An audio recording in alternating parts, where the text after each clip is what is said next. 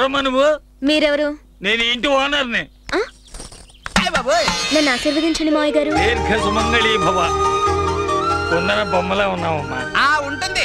మీరేంటండి అమ్మాయి కాళ్ళ దండ పెట్టగానే ఐసైపోతారు? అసలు అమ్మాయి ఎవరు? ఎక్కడి నుంచి వచ్చింది? ఎందుకు వచ్చింది? మా సామాను బయట ఎందుకు పడేసింది అని అడగండి. మీరు నోరు మూయండి. చెప్పమ్మా, ఎవరు నువ్వు? నేను నువ్వు నేను నువ్వు నేను నువ్వు సుందరం భార్యని. సుందరం భార్యని. సుందరం భార్యవా?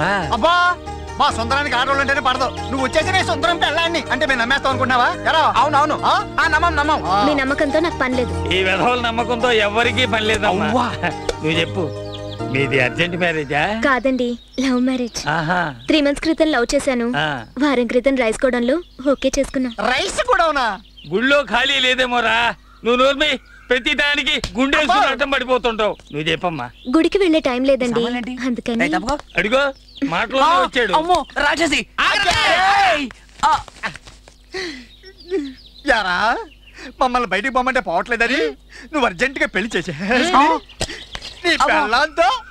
మమ్మల్ని బయటికి వెళ్ళిస్తావా? అలాంటిదే లేదు. చాలే ఊరుకోవయ్యా.